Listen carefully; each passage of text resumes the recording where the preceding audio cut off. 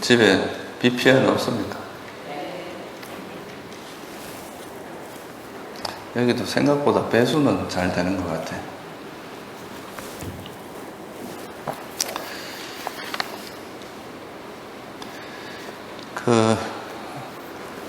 아마 여러분들은 안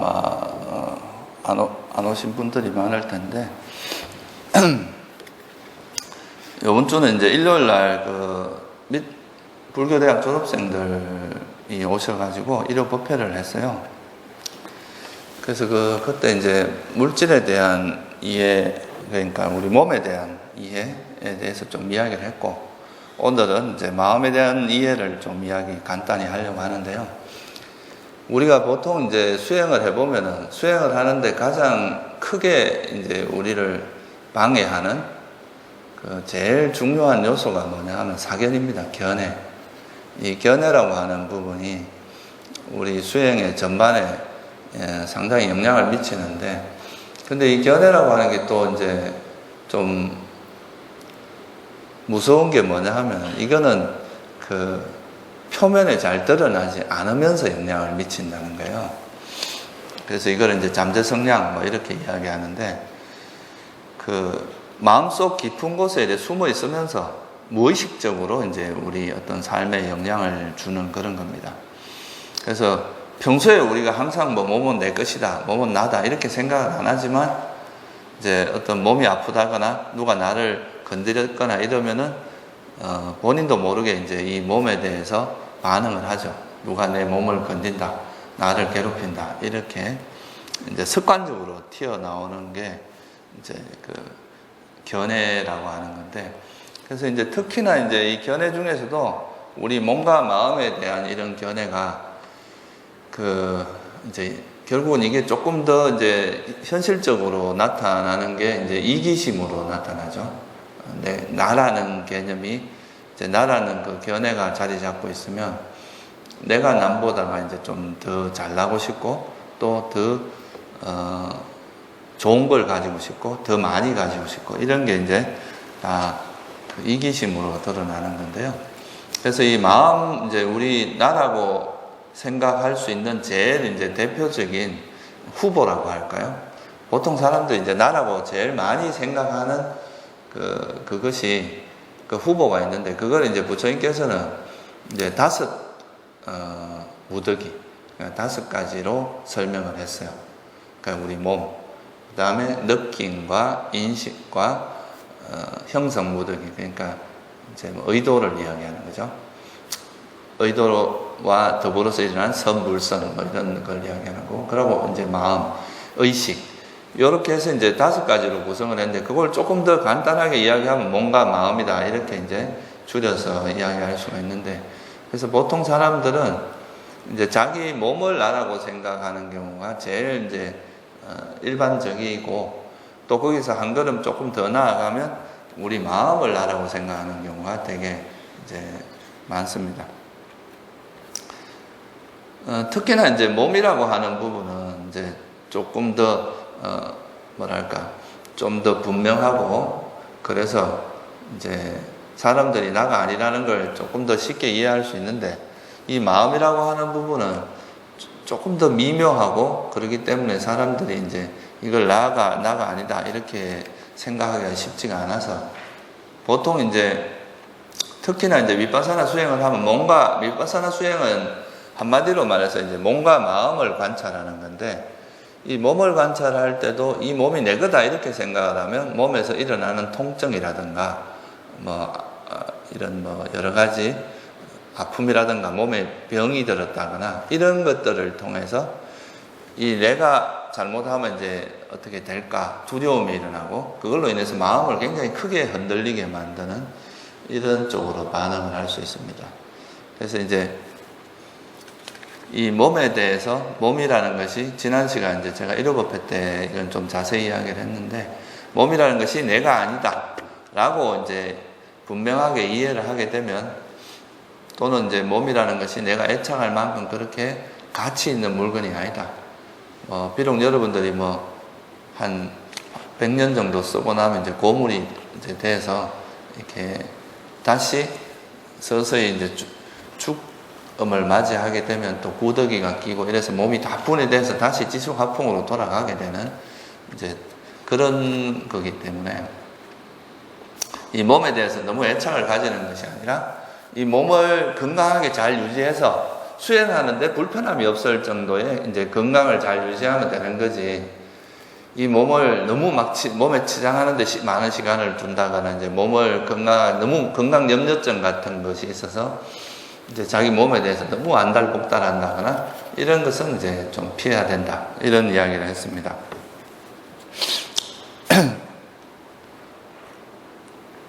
이 마음도 마찬가지로 우리가 마음을 관찰하다 보면 이제 아무래도 수행을 하기 전에는 이제 성과 불선 이런 거에 대한 개념도 없고 또 자기 보통 일반적으로 이제 이런 수행을 하지 않은 사람은 마음속에 이제 그런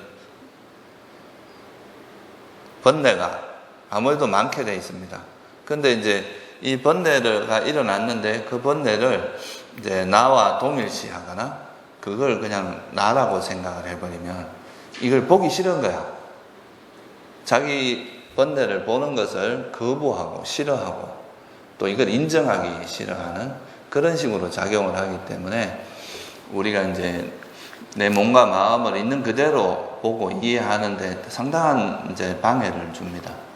그래서 여러분들이 이제 이 몸과 마음에 대한 이해가 기본적으로 좀 바탕이 되면 이걸 바라볼 때 좀 더 여법하게, 그러니까 이제 이걸 좀 전문 용어로는 지혜롭게 요니소 마나시카라 그죠? 지혜롭게 그 현상을 바라볼 수 있는 그런 게 됩니다. 그래서 기본적으로 우리가 다른 그 번뇌 같은 경우는 우리가 노력을 해서 버려야 되는 거, 수행을 해서 이제 버려지는 그 과정이 시간이 걸리지만 이 견해라고 하는 거는 여러분들 진짜 생각 한번 확 바꾸면 확 바뀔 수 있는 되게 이게 좀 그 일반적인 번뇌를 버리는 것과 견해를 바꾸는 거는 약간 좀 맥락이 조금 다릅니다. 그래서 이 견해는 좀 여러분들이 좀 진지하게 그 현상에 대한 이해를 하고 그렇게 하다 보면 견해는 좀 빨리 큰 틀이 바뀔 수 있어요. 방향만 바뀌어도 상당히 그 이제 수행에 큰 영향을 미칠 수 있는 거기 때문에 오늘은 지난 시간에 이어서 마음에 대한 이해, 마음을 어떻게 이해할 것인가 하는 것에 대해서 간단히 좀 이야기를 하겠습니다. 이 마음이 워낙 이제 몸은 우리가 이제 눈으로 볼 수 있고 또 만질 수도 있고 또 이거는 또 이제 의학적으로 실험도 할 수 있습니다. 그래서 이거는 뭐 좀 명확하게 보이는 거라서 좀 우리가 이해하기가 쉬운데 이 마음이라고 하는 건 눈에 보이는 것도 아니고 뭐 만질 수 있는 것도 아니고 뭐 어떻게 들을 수 있는 것도 아니에요. 근데 또 이게 진짜 만질 수도 없고 그런 것인데 그럼에도 불구하고 이거는 뭐냐 하면은 작용은 있거든요. 실제로 마음을 뭐 잡고 만질라거나 뭐 없지만은 또 실제로 뭐 화가 일어나면 마음이 엄청 고통스럽고 또 막 집착이 있을 때는 또 마음이 굉장히 괴롭고 이런 게 있단 말이에요. 그러니까 이거는 실제로 뭐 만질라면 만질 수도 없는 건데 막상 이게 또 실제 우리 삶에서는 굉장히 많은 영향을 미치고 실제 고통을 만들어낸다는 것. 이게 이제 또 그런 겁니다. 아주 미묘한 거죠. 그래서 이 마음이라는 것이 되게 미묘하기 때문에 마음에 대한 각양각색의 오해가 많아요. 그래서 마음에 대해서는 사람마다 이렇게 저렇게 이해하는 것이 많고 그런 것에 대한 오해가 많기 때문에 사람들이 마음이라는 것을 이해를 잘못해서 나중에는 그것 때문에 이제 아까 말했듯이 뭔가 이 눈으로 볼 수도 없고 만질 수도 없지만 뭔가 있는 것 같고 또 이게 되게 세상에 많은 것을 이렇게 주도하고 있는 것 같으니까 이 속에 뭔가 영혼이나 또 자아라든가 뭔가 우리가 실제로 볼 수는 없지만 뭔가 있을 것이다 라고 추측을 한다거나 그런 오해를 할 수 있는 소지가 많습니다. 그래서 이게 보면은 물질에 대해서는 뭐 그렇게 큰 뭐 다른 뭐 종교라든가 또는 뭐 과학자라든가 이해가 그렇게 다르지 않은데 이 마음에 대한 이해는 상당히 각 뭐 부파마다도 다르고 또 종교마다 다르고 이런 여러 가지 그런 오해들이 많습니다. 그래서 불교에서 부처님께서 바라보는 이 마음에 대한 이해가 뭔가, 이 정신작용에 대한 이해가 뭔가를 좀 공부를 해보면은 좋지 않을까 생각을 해요. 여러분들이 다 한 번은 배우셨겠지만 간단히 제가 중요한 것만 좀 언급을 하고 넘어가겠습니다. 이 마음이라고 하는 것은 이제 불교에서는 이제 두 가지가 있죠. 우리가 외부 대상을, 부처님께서 이 세상은 왜 일어난다 그랬습니까? 세상이 벌어지는 원인이 뭐라 그랬어요? 예? 그 세상의 일어남이라는 일어난 경인가 그런 경이 있어요. 그게 보면 우리가 이렇게 이 세상을 보고 있잖아요. 여러 가지 뭐 보기도 하고 듣기도 하고 하는데 그게 일어나는 그 원인은 뭐에 있다 그랬어요? 예? 물론 조건인데 그 구체적인 조건이 뭐라고 그랬어요? 육처라 그랬죠. 그죠? 그러니까 안이비설신이 있고 그것이 있기 때문에 우리가 세상과의 뭐가 일어납니까? 예, 접촉이 일어나고 그 접촉이 있기 때문에 우리가 세상을 이해하는 거예요. 인식도 하고. 그래서 이제 이 세상과의 우리한테 안이비설신이라고 하는 물질의 그러니까 이제 감각 장소라고 하죠. 그 물질이 있고 그거를 이제 그 물질은 이렇게 대상을 감지하는 역할을 하지만 그거를 총체적으로 이해하고 파악하고 분별하고 하는 그 작용을 하는 아는 작용을 하는 걸 우리가 뭐라고 합니까? 그거를 불교에서 마음이라고 이제 한마디로 정의를 하는 거죠. 그러니까 일단 기본적으로 마음이라고 하는 게 뭐 특별한 그 이제 그것이 하는 역할은 정말 다양하고 굉장히 뭐 깊이 있는 역할도 할 수 있고 또 뭐 쉽게 뭐 좀 우리나라 불교 말로 하면은 신령스러운 역할을 합니다. 이 마음이라고 하는 게. 그럼에도 불구하고 이 마음이라고 하는 것은 어떤 대상과의 접촉에 의해서 일어나는 뭐라는 거예요. 그런 것이다. 그래서 그거를 이제 부처님께서는 육처로 이야기를 한 거죠. 안이비설신, 요거는 이제 물질의 감각장소입니다. 우리 몸이 있기 때문에 있는 거고, 의처라고 하는 거, 이게 이제 마음이라 하기도 하고, 만호라 하기도 하는데, 이건 사실 같은 말로 이해해도 됩니다. 그러니까 만호는 이제 보통 일반적으로 영어에서는 똑같이 마인드로 번역하거든요. 찢다하고 만호를 전부 다. 그래서 그냥 이건 마음으로 이해를 하시면 돼요. 또 다른 말로는 의식이라 하기도 해요. 그래서 하여튼 이게 이제 바깥 대상을 인식하고 분별하고 하는 모든 정신작용을 총체적으로 우리 불교에서 뭐라고 한다고요? 마음이라고 한다. 이렇게 이해를 하시면 됩니다. 그래서 이 마음이 없으면 우리는 사실 여러분한테 마음이 딱 없어지면 이 세계가 사라져 버립니다.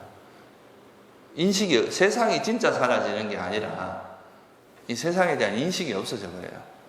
그러니까 나한테는 이 세상은 사라져 버린 거죠. 그래서 이제 우리가 선정에 들어가거나 이러면은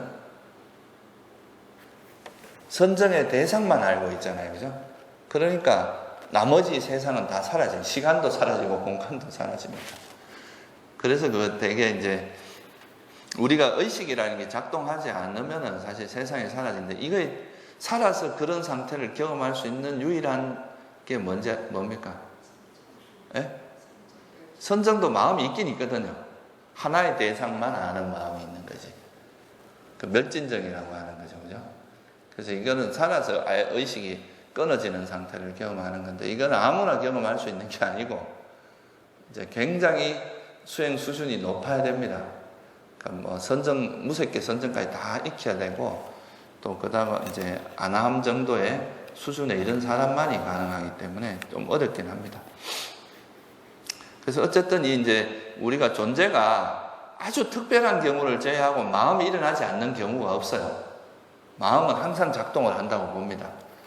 그래서 이 마음은 작동을 하게 돼 있고 이제 마음이 일어날 때 이 마음이라는 건 이제 찢다, 빨리어는 찢다라고 표현을 했는데 대상을 아는 것. 아까 말했듯이 안이비설신의라고 하는 게 있는데 이 안이비설신은 인식을 하지 못해요.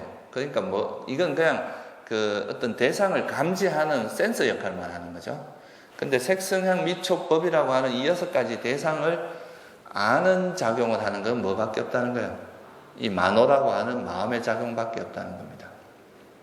그냥 단지 우리가 뭘 본다는 거는 이 눈을 통해서, 눈이라는 조건이 있어야지 이제 형상을 감지해줘야 그거를 이제 우리 만호, 그러니까 마음이 분별할 수 있다. 그런 거죠.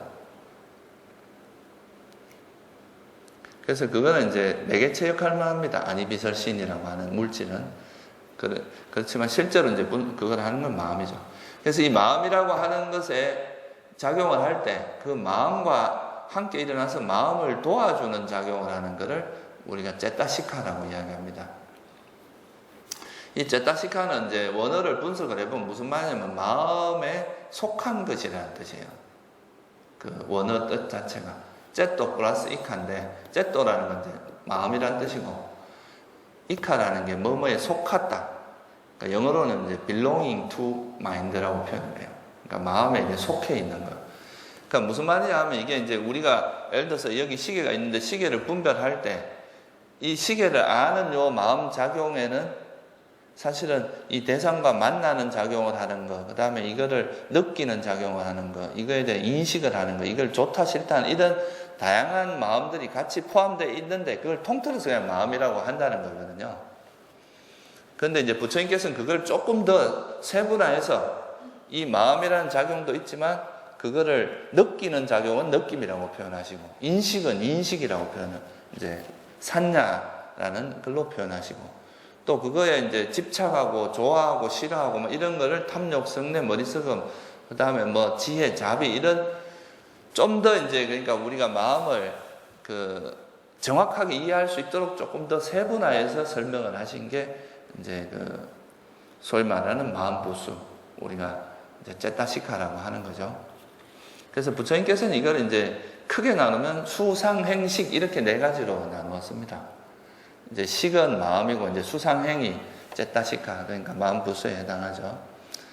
그리고 또 이 중에서 이제 행원이라고 하는 거기는 우리가 보통 이제 선불선이라고 하는 이게 이제 여기에 들어있는 거죠. 그죠? 그래서 이제 우리가 나중에 설명을 하겠지만 마음이 작용하는데 이 마음이 우리가 행복을 이루는데 도움이 되는 마음이 있는가 하면 행복을 실현하는 데 있어서 해로운 마음이 있단 말이에요. 그 두 가지를 구분을 해줘야 우리가 해로운 마음은 버리고 유익한 마음은 개발하는 방향으로 노력을 할 수 있단 말이죠. 그래서 부처님께서 이런 심소라고 하는 이제 마음 부수라고 하는 이런 걸 좀 구분하는 작업을 하신 겁니다. 그래야 우리가 이제 노력의 방향이 분명해지기 때문에 그런 거죠. 그리고 그걸 묶어서 그냥 이거는 계속 우리 마음을 계속 이제 새롭게 계속 만들어내는 작용을 하기 때문에 이걸 형성이다, 이제 쌍카라 또는 뭐 행원이다 이렇게 표현한 거죠.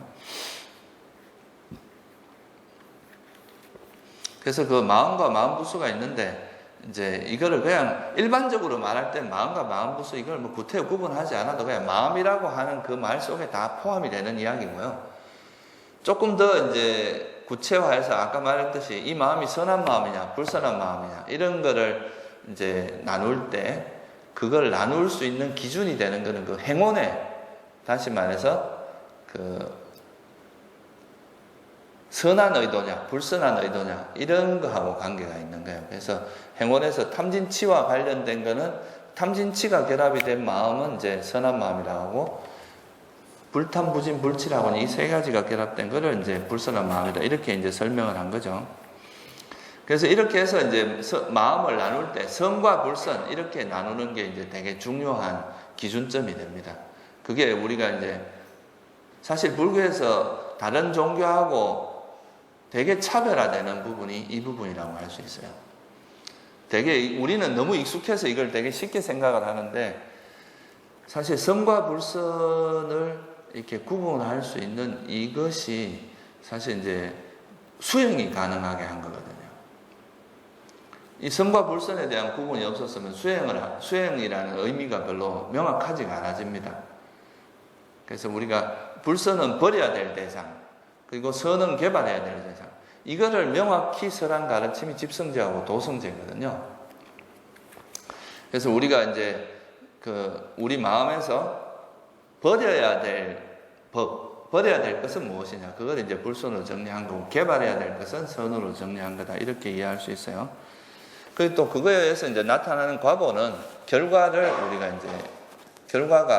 있는데, 하여튼 지금 여기서는 선과 불선이 제일 중요하고, 또 여러분들이 일으키는 그 마음이 다음에 태어날 때 욕계에 태어나게 만드느냐, 색계에 태어나게 만드느냐, 무색계에 태어나게 만드느냐, 이거에 따라서 또 뭐를 분류할 수 있어요? 이게 욕계 마음이냐, 색계 마음이냐, 무색계 마음이냐, 이렇게 구분할 수 있죠. 근데 여러분들이 또 수행을 하다가 이제 깨달음을 얻었어요. 만약에 수다원이 됐어요. 그럼 수다원이 되는 그 지혜는 욕계나 색계나 무색계에 태어나게 만드는 마음이 아니라 어떤 마음입니까? 그거로부터 벗어나게, 완전히 이제 해탈하게 만드는 마음이니까, 그런 거를 특히 뭐라고 합니까? 출세간, 세간에서 벗어나게 하는 마음이다, 이렇게 표현하죠.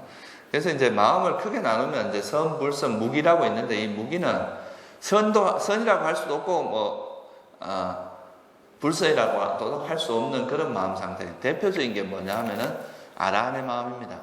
아라한의 마음은 뭘 해도 이게 선도 아니고 불선도 아니에요. 그냥 이제 단지 어떤 대상에 대해서 작용만 한다고 이야기를 하죠. 그래서 그렇게 이제 마음이 구성되어 있는데, 여기서 이제 제일 중요한 것은 선과 불선을 정확히 이해하는 거다.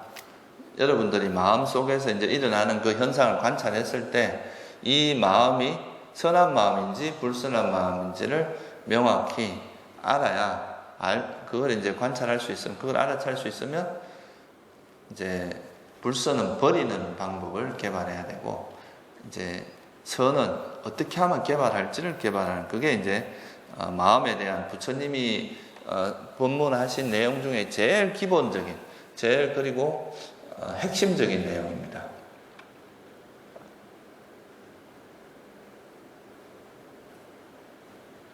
그래서 이거를 이제 선과 불선을 명확히 이해함으로써 우리가 이제 수행이라는 것이 가능해진다는 것, 그거를 이해하면 될 것 같고요. 근데 이제 이거에 대해서 사람들이 이제 부처님께서 이런 법문을 하시기 전까지는 대체로 이제 이 마음이라는 것에 대해서 이제 굉장히 많은 오해가 일어나는데, 그 중에서 이제 이 마음이라는 것이 사람들이 제일 이제 쉽게 착각하는 것 중에 하나가, 마음이라는 것이 영원하고 이것 자체가 나다라고 생각하는 이런 게 이제 되게 큽니다.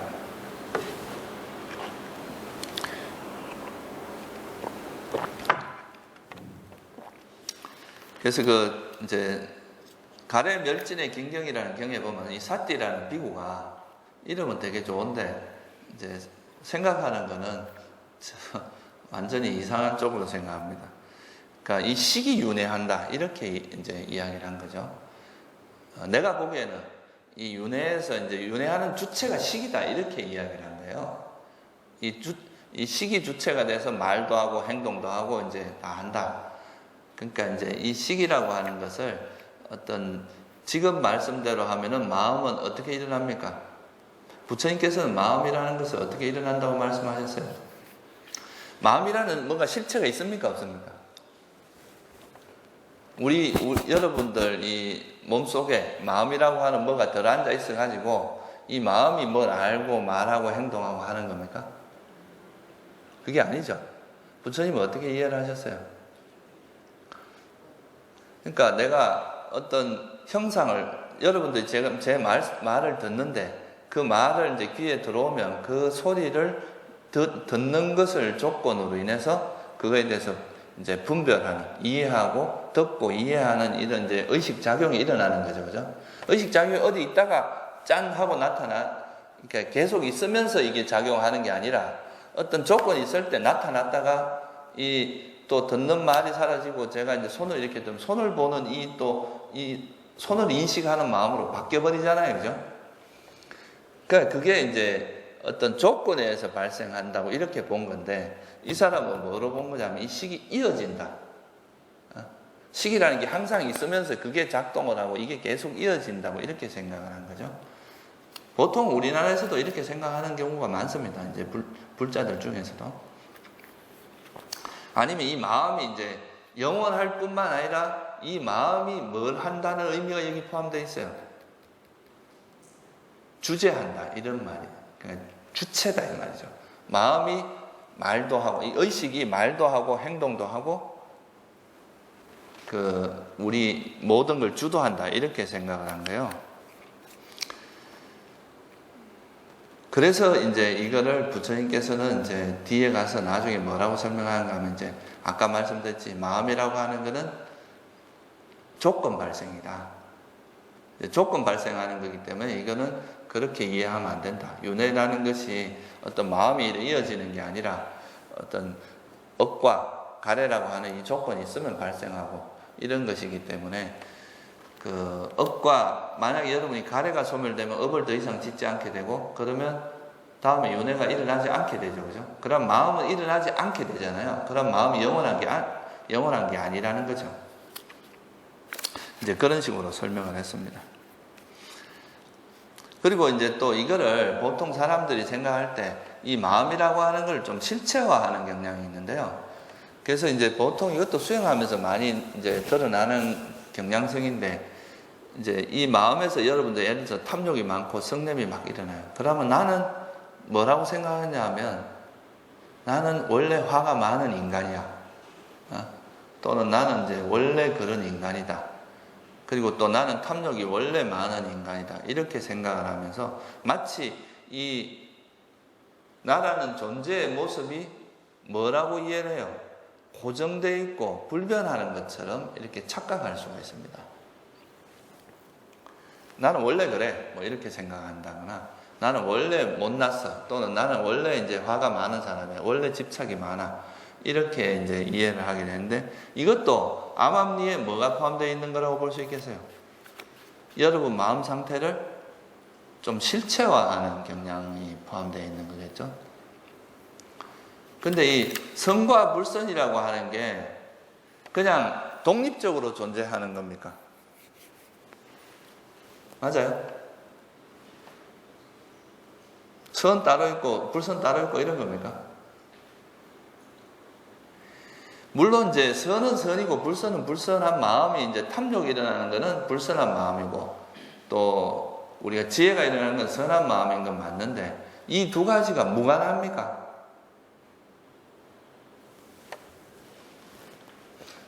어때요? 무관해요.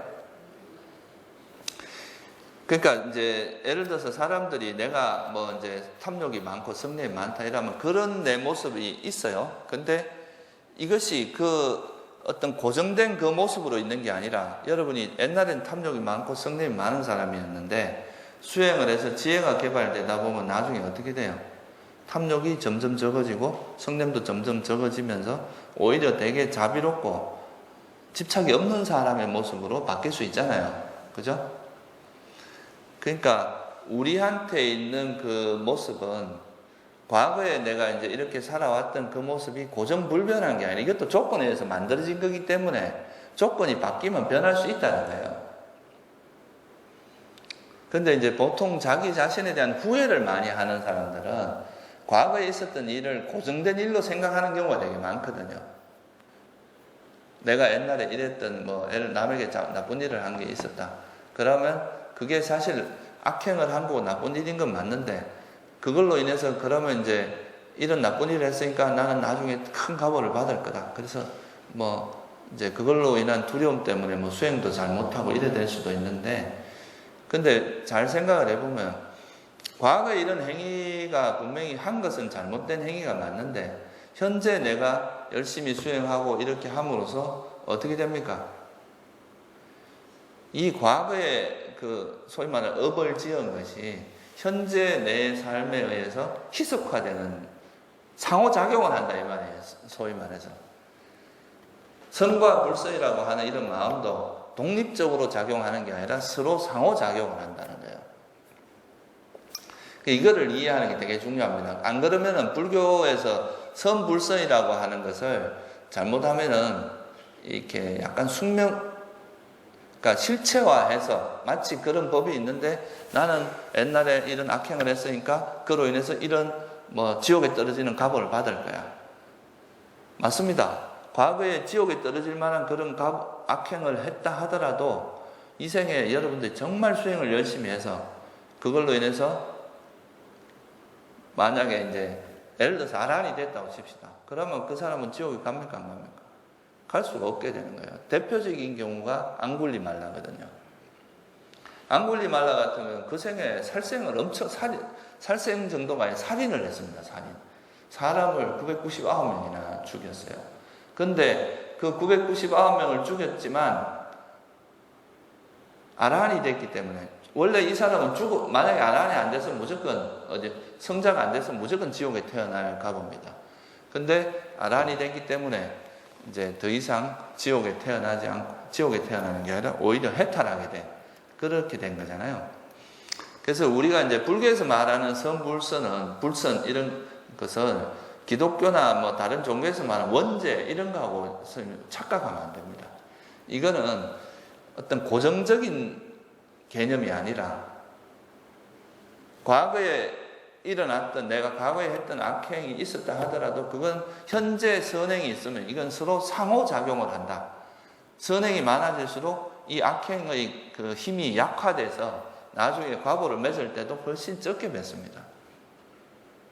나중에 만약에 살생을 할 과보를 지었다 하더라도 아주, 그러니까 뭐 큰 부모를 죽여 이런 것만 아니라면 훨씬 더 큰 업을 지으면 죽을 과보가 될 것, 예를 들면 지옥 중에서도 아주 고통스러운 지옥에 갈 거를 약한 지옥으로 간다거나, 또는 이제 그것이 상쇄되어 버린다거나, 이럴 수 있는 이제 그게 있다는 거죠.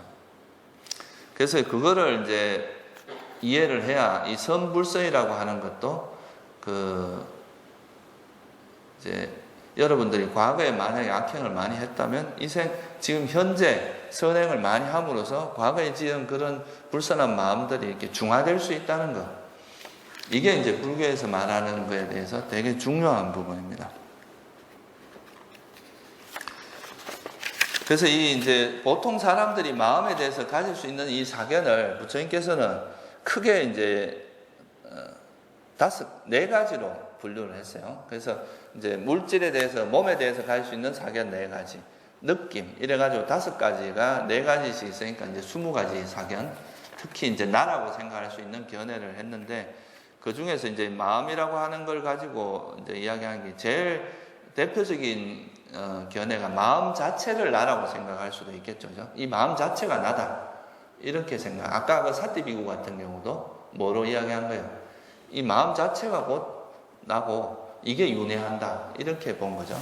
이런 것이 이제 대표적인 거고, 또 이게 이제 수행상에서는 어떤 걸로 나타나느냐 하면은, 여러분들 이제 수행하다 보면 일부 그런 경우, 이런 식으로 이야기하는 경우가 있는데, 내가 수행하다 이렇게 마음이 이렇게 변하는 걸 관찰을 하는데, 이 변하는 마음이 있고 이걸 지켜보는 마음이 있어요. 근데 이 지켜보는 마음은 변하지 않더라, 요거는 영원한 것 같더라. 그래서 이 지켜보는 마음이 바로 진하다, 이렇게 이제 가리키는 것도 있고 그렇게 생각하는 사람도 있습니다.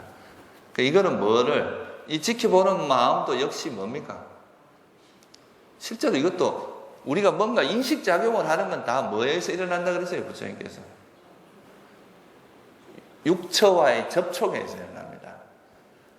접촉이 없으면 마음은 절대 일어나지 않아요. 부처님이 보시는 바는 연기적으로 발생한다 그랬거든요.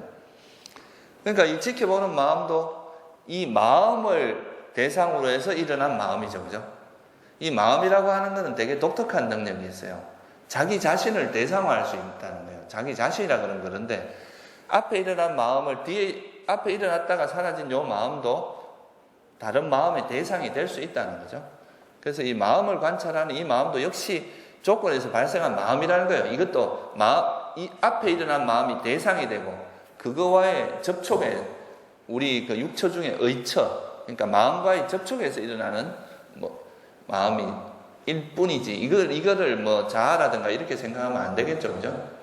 그래서 이것도 이제 잘못된 견해라고 하는 거죠. 그러니까 지켜보는 마음을 또 나라고 생각하는 이것도 잘못된 견해다. 그래서 이거는 이제 마음을 나라고 생각하는 케이스고, 또 하나는 뭐냐면 이제 마음 안에 자아가 있다.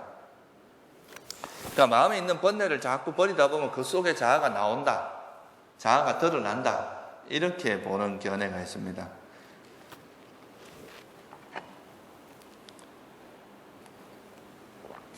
이것도 잘못된 견해다. 불교에서 말하는 자아라는 개념은 부처님께서는 자아가 되려면 뭐가 어떤 조건이 충족돼야 된다고 보셨느냐 하면 일단 상주, 영원해야 됩니다. 그리고 이게 그 자아라고 하는 것은 어떤 현상을 그러니까 주재할 수 있어야 돼요. 너는 없어져, 너는 일어나, 이렇게 내 마음대로 할 수 있어야 그게 자아라고 보신 거예요. 근데 마음이라고 하는 조건에서 발생했으니까 조건이 사라지면 사라질 수밖에 없잖아요. 근데 이 마음 안에 변하지 않는 실체가 있을 수 없죠, 그죠? 그렇죠? 그래서 이거는 마음 자체를, 마음 안에 자아가 있다는 것도 잘못된 이해다, 그렇게 보신 거고. 근데 역으로 마음이라고 하는 게 자아라는 게 있고 그 안에 마음이 있다, 이렇게 보는 경우가 있어요. 자아라는 것 속에서 마음이 발생한다고. 그러니까 꽃이 있으면 그 꽃향기가 일어나는 것처럼 마음이 있기 때문에 이제 자아가 있기 때문에 마음이 발생한다, 이렇게 보는 경우도 있는데, 이것도 우리나라에서도 이제 그렇게 가끔 이야기하는 경우가 있는데, 예를 들어서 여러분들이 마음이 일어나기 이전에 그 자리가 이제 성품이다, 불성이다, 이렇게 이야기하는 경우도 있거든요. 근데 그게 맞습니까? 이 마음이 일어나기 이전에 마음이 어디 있었던 데가 있습니까? 없습니까? 마음은 조건이 이렇게 그 대상과 감각 장소, 그러니까 육처와 대상이 이렇게 만나는 그 순간에 일어나요. 그리고 그거에 의해서 조건에서 이제 그 조건이 충족되는 동안 머물다가 사라지는 거지, 이 마음이 어디 있다가 이제 나타나는 것도 아니고, 어디서, 그러니까 뭐 자아라고 하는 것이 있다가 거기서 발생하는 그런 게 아니라는 거죠. 보통 이제 자아라는 것이 있고 성품이라는 게 거기서 모든 게 일어난다, 이렇게 보는 거는 일종의 그 힌두교에서 말하는 뭐하고 관계 있어요? 전변설 같은 거하고 관계 있습니다. 그 아라는 것, 아트마이라는 것 속에서 모든 게 발생한다고 보는. 근데 부처님은 그렇게 보지 않았어요. 마음이라고 하는 게 그냥 조건에서 발생한다 그랬지, 그게 자아라고 하는 것에서 일어난다, 이렇게 보진 않았다는 거죠. 그래서 이런 것들이 다 이제 우리가 보통 이제 이걸 나라고 착각하는 대표적인 형태들입니다. 근데 이제 이게 자아가 있다고 생각을 하면은 어떤 문제가 발생하냐면, 아까도 말씀드렸지만 사람들이 이거를 나라고 생각하면은 내가 너보다 더 잘나야 된다고 생각하는, 이런 뭐로 반응을 하느냐 하면 다 이기심으로 작동을 합니다. 그래서 되게 내가 더 잘나야 되고, 내가 남보다 나아야 되고, 내가 더 많이 가져야 되고, 이런 이제 이기심이 작동하기가 쉽기 때문에, 그래서 이거는 이제 정확하게 마음에 대해서 바르게 이해하는 게 중요하다 이거죠. 근데 부처님께서는 아까도 말씀드렸지만 이 마음이라고 하는 것은 뭐에 의해서 발생한다 그랬어요? 그러니까 이제 특히 조건 중에서도 접촉이라고 그랬죠. 접촉이라고 하면 안이비설신의라고 하는 6가지 감각 장소와 형색, 소리, 냄새, 맛, 감촉, 그리고 이 법이라고 하는 6가지 대상이 이렇게 부딪힐 때 그때 발생한다는 거예요. 그래서 이제 우리가 장작을 떼서 불이 생기면 그걸 뭐라고 합니까? 장작불이라고 하죠, 그죠? 그러니까 숯을 떼서 불이 나면 뭐라 그래요? 숯불이라고 그러고, 연탄을 떼서 나면 뭐라 그래요? 연탄불이라고 그러죠. 그런 것처럼 부처님께서 뭐라고 했냐면 눈과 형색이 부딪혀서 일어나는 의식을 뭐라 그랬어요?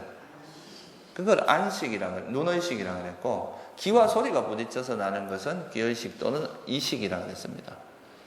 그러니까 그렇게 어떤 조건에서 일어날 때마다 다른 이름이 있을 뿐이지, 이것이 뭐 불이라고 하는 무슨 실체가 있는 것은 아니다, 그렇게 이제 항상 강조해서 말씀을 하셨죠. 이거를 이제 뭐로 증명을 하셨느냐? 그러니까 왜 나라고 할 만한 게 없다는 걸, 그러니까 수학적으로 말하면 증명을 해야 되는데, 아까 말했지만 자아가 되기 위해서는 이제 우리가 전제돼야 될 조건이 뭐냐면, 이 자아는 말 그대로 스스로 존재하는 거니까, 그죠? 이거는 영원해야 되겠죠. 변하면 안 되겠죠. 그리고 또 이 내가 있다는 것은 내 마음, 이 몸과 마음 속에 나가 있다는 것, 이 몸과 마음을 내가 조정할 수 있어야 되죠. 그죠? 컨트롤을 할 수 있어야 된다, 이 말이에요. 몸과 마음. 그래야 나라고 할 수 있죠.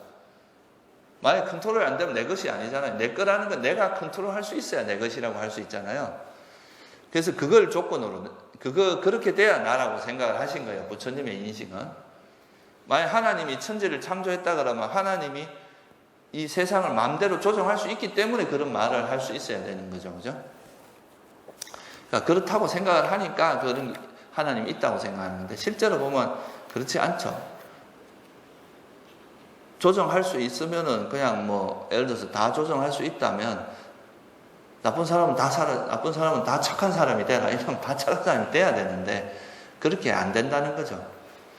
그래서 이제 부처님께서는 그렇게 말씀하셨는데 근데 막상 마음을 관찰해 보면 어때요? 아까도 말씀드린 조건에서 발생되잖아요. 조건에서 발생되니까 이건 영원합니까? 영원하지 않아요. 조건이 사라지면 사라지더라고요. 마음은 실제로 보면은 굉장히 빠르게 변합니다. 여러분이 관찰하기도 힘들 정도로 빨리빨리 변하기 때문에 그래서 이 마음이라는 것이 영원하지 않아. 그래서 만약에 내가 있다면 이 마음을 어떻게 할 수 있어요? 일어난 마음이여 사라지지 말거라. 사라지지 마 하고 하면은 안 사라져야 되는데 실제로는 어때요? 계속 사라지고 있다 이거예요. 그러니까 이건 통제가 안 되죠. 그죠? 내 마음대로 통제되는 게 아니라 외부의 영향을 받는다는 거예요. 조건 지어졌다 이 말을 조금 쉽게 이야기하면 다른 거에 영향을 받는다는 이야기입니다. 이거는 이제 빨리어로는 빠띠자라고 이야기하는데 이 빠띠자라는 말이 뭐냐면 의지한다는 표현. 뭐뭐에 의지한다 이 말이에요. 그러니까 이건 무슨 뜻이냐면 내가 예를 들어서 이걸 딱 치면 이 소리가 이게 움직이잖아요. 그죠? 이거는 만약에 스스로 이게 의지하지 않는 거라면 외부의 조건에 영향을 안 받아야 돼요. 그죠? 근데 뭔가 외부 조건에 영향을 받기 때문에 의지한다는 표현을 쓰는 거죠. 그죠? 그래서 이게 우리가 조건 지어졌단 말은 뭐냐 하면은 우리가 살아가면서 여러분들이 마음도 그렇고 몸도 그렇고 외부의 영향을 계속 받는다는 이야기입니다. 외부 영향에서 자유로울 수 없다는 거죠. 그러니까 이제 이 마음이라고 하는 것도 이제 일어났다가 사라지니까 이것도 조건의 영향을 받으니까 조건이 바뀌면 사라질 수밖에 없다는 거예요. 그래서 이거는 내 마음대로 되지 않는다. 또 괴로움이잖아요. 그죠? 이 마음이라고 하는 것이 이제 무상하니까 이 자체가 불완전한 거죠. 만약에 완전하다면 이 상태로 변하면 안 되잖아요. 그죠? 이것이 완벽하다는 말은 여기서 하나의 티끌도 없이 그 속에서 완벽하게 변하지 않는 형태로 존재했을 때 완벽하다고 하는데 이게 뭔가 이제 외부 영향을 받으면 흠집이 생긴단 말이에요. 그래서 이건 괴로움, 불완전한 것은 우리가 괴로움의 속성이 있다고 이야기를 합니다. 그래서 이 두 가지가 있기 때문에 부처님께서는 보면 내 마음을 보고 이제 괴로운 마음은 일어나지 말고 행복한 마음만 일어나거라 이렇게 주문을 해도 우리 마음이 그렇게 됩니까? 안 됩니까? 안 된다. 이게 통제가 안 된다. 이게. 또 예를 들어서 이 마음이 사라지지 말거라 했을 때 안 사라지게 사라질 수밖에 없잖아요. 그러니까 이게 우리 몸과 마음은 몸을 죽지 말라 한다고 안 죽는 게 아니잖아요. 몸이요 건강하기만 하고 괴로움이 고통이 일어나지 말거라 한다고 해서 몸이 그래 안 되죠. 그래서 이거는 우리가 이제 부처님이 통찰하시기에는 몸과 마음이 내 마음대로 되지 않는다. 주재할 수 없다. 그렇다면 이건 나라고 할 만한 것이 없다. 그냥 단지 어떤 조건의 변화에 따라서 움직여가는, 연속되어가는 현상들일 뿐이다. 이렇게 이해를 하신 거죠. 그래서 이제 마음이라고 하는 건 무상하고, 무상한 것은 괴로움의 속성이 있고 내 것이 아니다. 이거를 이제 명확히 설한경전이 바로 무아경입니다. 무아의 특성경이라고 하는.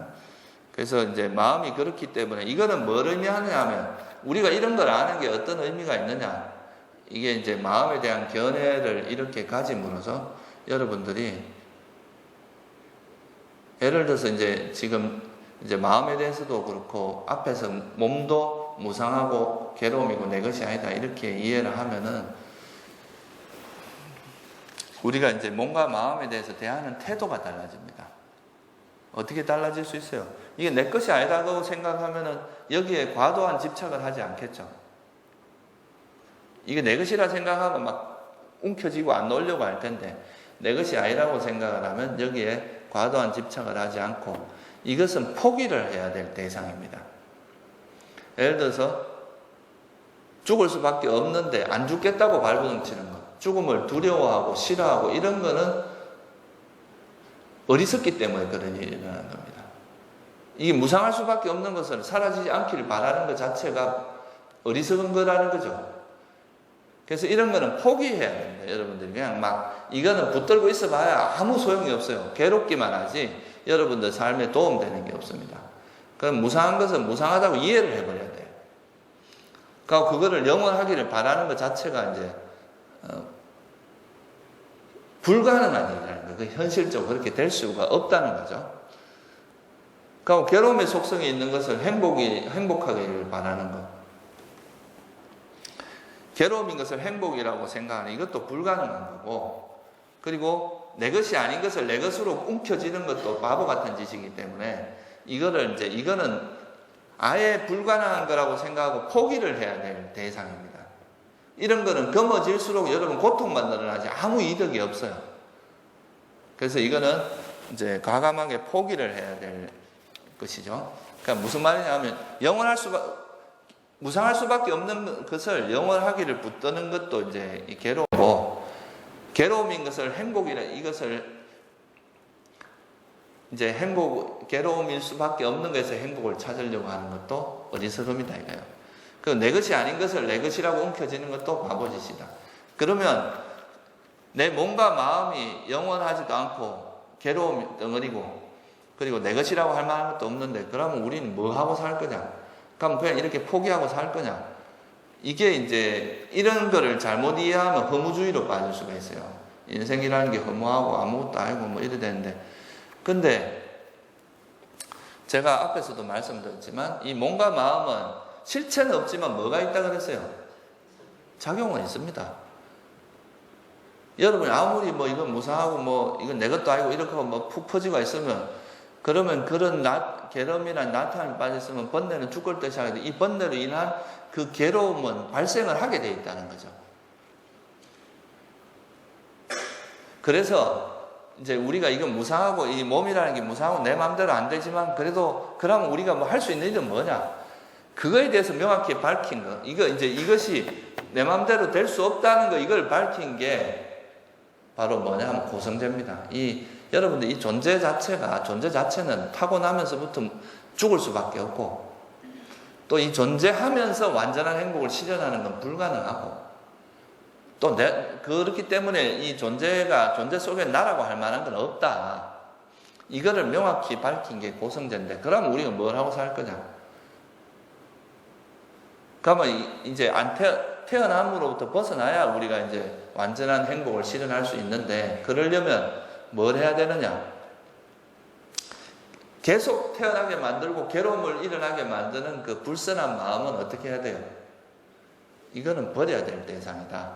그리고 이 팔정도라든가 칠각지라든가 사념처라든가 이런 그 탐욕이 없고 성냄이 없는 이런 지혜나 자비심 같은 거는 개발해야 될 대상이다. 이거는 이제 그걸 개발함으로써 우리가 나중에 윤회로부터 벗어날 수 있고 뭘 할 수 있다는 거예요? 완전한 행복을 실현할 수 있다. 그래서 괴로움의 원인은 버리고 완전한 괴로움을 소멸하는 조건이 되는 팔정도, 그러니까 이제 선한 법은 실천해야 된다. 이거를 이제 제시한 게 바로 집성제와 멸성제입니다. 그러니까 이게 우리 인생이 무상하고 인생이라는 게 괴로움 덩어리고 이렇다고 해서 아무것도 안 하고 있다고 그러면 뭐 아무것도 안 하고 있으면 더 괴로움은 많아진다는 거예요. 더 괴로움은 심해지고 더 괴로움의 그 삶을 살 수밖에 없으니까 그거로부터 벗어나는 길은 뭘 할 수밖에 없다는 겁니까? 이 팔정도를 실천하고 칠각지를 실천하고 사념처를 실천하는 길밖에 없다는 거예요. 그러니까 여러분들 선한 마음을 실천하는 그게 바로 이 괴로움부터 이거는 죽으라고 해야 됩니다. 가만히 있다고 되는 게 아니고 노력하고 열의를 가지고 노력하고 막 해야 얻어지는 거고, 그래야 이게 이제 탐진치가 버려지고 이제 우리가 이런 걸 개발할 수 있는 거다. 그래서 우리가 불선을 버리고 선을 개발하는 것은 해야 되는 일이고 가능한 일이고, 이거는 노력해야만 이루어지는 일입니다. 여러분이 보통 노력 안 하고 살아가면은 살면서 세세생생 익혀온 습관이 뭐냐 하면 집착하고 화내는 습관입니다. 어리석고. 그래서 이거는 가만히 있으면 그쪽으로 흘러가게 되지. 왜냐하면 그게 쉬우니까. 이미 그쪽으로는 길이 나 있거든요. 그러면 이거로부터 벗어나는 방법은 뭐냐 하면은 열심히 노력해야 돼요. 그래서 바르게 노력을 해야 됩니다. 그게 바로 정정진, 바른 노력입니다. 바른 견해를 가지고 또 바르게 노력하고 또 그러면서 바른 기억을 개발하고 삼매를 개발해야 이게 되는 거지. 가만히 있는다고 그래 되지 않는다 이거예요. 그래서 이게 바로 이제 부처님께서 마음에 대해서 올바른 이해를 하는 게, 마음을 이해하는 것은 우리 마음 자체는 사실 실체도 없어요. 그런데 또 마음이 또 되게 신령스러운 능력이 있어. 막 부처가 될 수도 있고, 뭐 어떤 때는 진짜 뭐 아주 큰 악인이 될 수도 있습니다. 그러니까 이게 마음을 어떻게 쓰냐에 따라서 여러분 삶이 완전히 바뀔 수 있다는 거예요. 그래서 이 마음을, 그러니까 마음 자체를 어떻게 할 수는 없어요. 마음 자체가 일어나고 사라지는 걸 우리가 막고 그렇게 할 수는 없지만 선한 마음을 개발하고 불선한 마음을 버리는, 이거는 우리가 노력하면 가능한 일이기 때문에 이거를 열심히 하는 것이 바로 이제 수행자의 삶이고 불자의 삶이다. 이렇게 보는 것이 바른 견해다 이거예요. 이게 이제 제가 여러분들한테 자주 이야기하는 그 사성제라는 바른 견해, 사성제에 대한 통찰이 된다는 건 결국 이거거든요. 우리가 그 괴로움이라고 하는 것, 무상한 거, 괴로움인 거, 이거 존재 자체가 무상하고 괴로움이고 나라고 할 만한 게 없다는 것에 대한 명확한 통찰. 그 통찰이 바탕이 되면 이 이제 괴로움으로부터 벗어나는 것은 이 윤회로부터 벗어나야 되는 거고, 그거를 일으키는 원인이 탐진치고 그러니까 그거로부터 벗어나려면은 이제 팔정도를 실천해야 된다. 그래서 부처님께서 사성제를 뭐라고 했냐면, 고성제는 뭘 해야 되는 진리라 그랬어요. 예, 철저히 알아야 되는 진리다. 아, 정말 무상하고 괴로움이고 뭐하구나. 그리고 나라고 하는 존재는 그냥 물질과 정신이 조건에서 결합한 것이구나. 이거는 철저히 알아야 될 진리입니다. 근데 탐진치라고 하는 건, 그러니까 가래와 무명과 가래는 어떠해야 되는 진리입니까? 버려야 돼. 집성제는 버려야 될 진리라 그랬어요. 그 집성제가 이제 괴로움이 일어나는 원인인데 그건 탐진치로 요약할 수 있어요. 이거는 버려야 될 진리입니다. 그리고 이제 그것이 버려지기 위해서는 뭘 해야 돼요? 팔정도를, 그러니까 도성제는 부처님께서 무슨 진리라 그랬어요? 개발해야 될 진리라 그랬거든요. 이건 개발을 해야 돼요. 열심히 개발해서 이제 고성제를 철저히 알고, 그럼으로써 집성제가 버려지면 뭐가 실현됩니까? 멸성제는 실현해야 될 진리다. 이렇게 이야기를 하죠. 이게 사실은 불교의 핵심이고 불교의 그 모든 것이라고 할 수 있어요.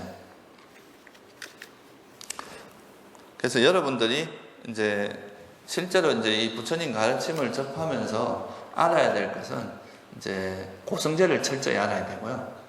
그 고성제를 철저히 아는 걸 통해서 우리가 탐진치를 버리고, 고성제를 철저히 알려면은 팔정도를 개발해야 됩니다. 도성제를 개발해야 돼요. 그러면 이제 집성제가 버려져서 멸성제가 실현될 수 있다. 이렇게 이야기할 수 있습니다. 그리고 이제 이 고성제에 대한 이해가 특히 이제 아까 제가 이 정견 중에서도 이 물질과 정신은 실체는 있지만, 작용은 있지만 뭐가 없다 그랬어요? 실체는 없다. 이거를 이해하는 게 왜 중요하냐면, 우리가 몸과 마음에 대한 진리를, 그러니까 바른 이해를 하면 이 사성제가 꿰뚫어 알아지는데, 이게 몸과 마음을 이해하기 위해서 몸과 마음을 객관적으로 봐야 되죠. 그죠? 근데 이 몸과 마음을 나라고 자꾸 동일시하면은 어떻게 돼요? 이 집착이 달라붙어서 계속 이걸 안 보고 싶어 하는 거예요. 사람들 왜 무아를 보기 싫어하냐면 내가 없다는 거를 받아들이기가 너무 싫은 거예요. 왜냐하면 지금까지 우리가 살면서 항상 내가 있다고 생각하면서 살아왔는데 그거를 놓는 것이 너무 힘들고 불안하고 두려운 거예요. 그래서 이걸 거머쥐고 있고 이걸 안 보고 싶은 거예요. 그래서 사실 무아가 어렵다기보다 여러분 마음속에 있는 그런 가래가 못 보게 만드는 거예요. 사실 진리가 어려우면 뭐 진리가 미묘한 면도 있지만 여러분 마음속에 계속 이런 이제 이 탐욕과 가래로서 마음을 계속 뒤흔들고 있으니까 이게 제대로 안 보이고 자꾸 이제 아무리 들어도 자꾸 빗나가는 거야. 여러분이 마음이 없는 것, 그걸 듣기 싫어하는데 누가 계속 말을 하면 그 말이 귀에 안 들어오죠. 그런 거 비슷합니다. 우리 마음에서 그걸 거부하는 마음이 있어요. 그게 이제 싫어하는 건데, 그래서 우리가 몸과 마음을 이해하기 위해서는 몸과 마음을 나와 동일시하는 이거를 버려야 됩니다. 그래서 그냥 부처님께서 뭐라고 보냐면 그냥 단지 몸이 있다 이렇게만 봐야죠. 이걸 내 것이다 이렇게 생각하지 말고 탐욕이 일어나는구나, 성냄이 일어나는구나, 어리석음이 일어나는구나 이렇게 봐야지. 나는 왜 이렇게 어리석어? 나는 왜 이렇게 집착이 많아? 이렇게 되면은 그거 자체가 이제 우리 마음을 혼란스럽게 만들기 때문에 그 윗바사나의 첫 번째 조건이 바로 이겁니다. 그래야 있는 그대로 볼 수 있어요, 법을. 나와 자꾸 동일시하면은 그건 자꾸 싫어하거나 좋아하거나 이런 쪽으로 작동을 하게 되어 있습니다. 그래서 그냥 이제 나와 같이 그 자신과 동일시하지 않고 그냥 그 법을 있는 그대로 관찰하고 그냥 그걸 그대로, 그래야 그걸 그대로 수용할 수가 있습니다. 받아들일 수가. 이건 내 모습이 아니야. 내가 이렇게 지저분할 리가 없어. 내가 이렇게 탐욕이 많을 리가 없어. 나는 안 그래. 이렇게 이제 솔직하게 자기를 드러내기 싫어하는 거예요, 이게. 그 마음 속에는 항상 자기를 감추고 싶어 하는 게 왜 그렇겠어요? 나는 이래야 돼. 나는 나의 그 허점을 보이기 싫어하는 거잖아요. 근데 실제 보면은 부처님께서는 원래 존재 자체가 불완전하다고 그랬어요. 존재 자체가 괴로움 덩어리고 결점 덩어리거든요. 근데 그거를 자꾸 이제 그렇게 싫어하는 그 자체가 오히려 그런 것을 놓고 이제 그것을 인정하는 그거 자체가 지혜로운 사람이 되고, 그러면 자기가 고귀해지는데 그걸 자꾸 붙들고 있을수록 오히려 이제 수준 낮은 사람이 될 수밖에 없다, 이렇게 볼 수 있습니다. 그러니까 이건 이제 작용은 있지만 실체가 없다, 이 말을 한마디로 이제 그 반야신경에서 표현한 거는 뭐냐 하면은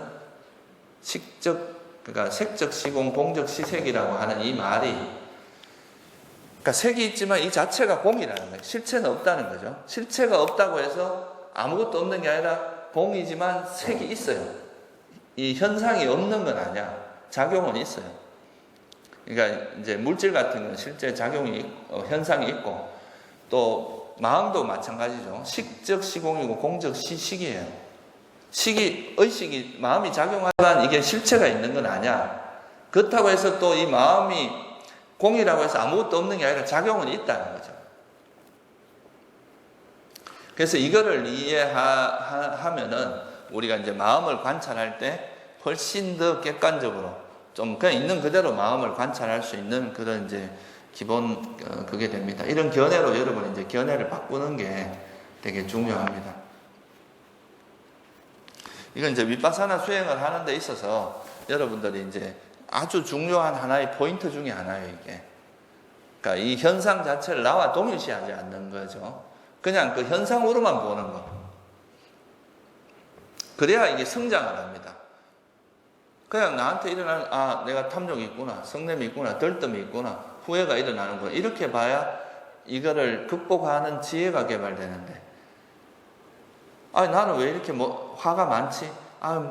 내 모습이 싫어. 이렇게 되면 그 번뇌로 인해서 더 많은 번뇌가 자꾸 개발이 되고, 그러면 이제 향상이 안 되고, 또 윗바사나 수행을 하면서 오히려 힘들어, 괴로워진다, 이런 소리를 많이 합니다.